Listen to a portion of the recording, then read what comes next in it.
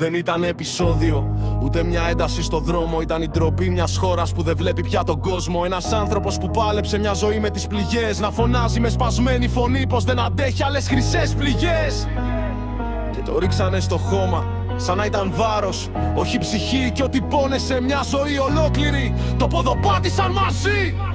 Καλέ μου άνθρωπε, μου σκότωσαν τα ζώα. Τρόποι μια ζώσης χαμένη μέσα στην πόρα. Και ποιος να ακούσει τον αγρότη που φωνάζει, ποιος στην πληγή του χωραφιού όταν ματώνει μοιάζει. Καλέ μου άνθρωπε, μου σκότωσαν τα ζώα.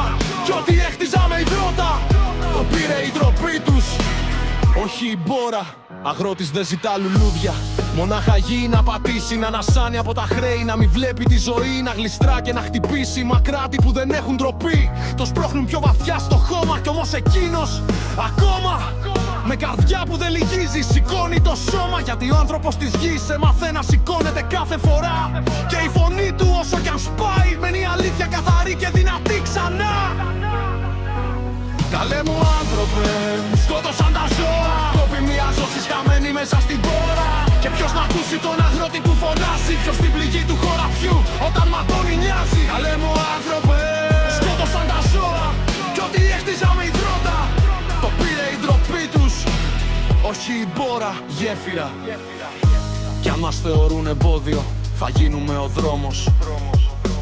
Κι αν προσπαθούν να μας σωπάσουν, θα γίνουμε ο κόσμος. Γιατί η γη έχει φωνή και ακούγεται απ' τα βουνά ως τα χωριά. Κι όταν ζητάμε δικαιοσύνη δεν είναι ζήτηση, είναι κραυγή βαριά, τελικό ρεφρέν.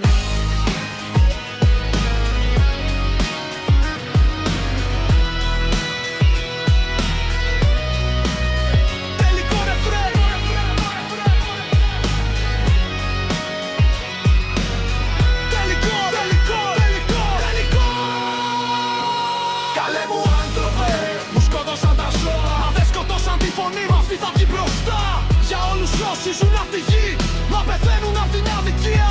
Τελικό ρεφρέ. Καλέ μου άνθρωπε, μου σκότωσαν τα ζώα. Κι ό,τι έχτιζα με υδρότα, το πήρε η ντροπή τους, όχι η μπόρα.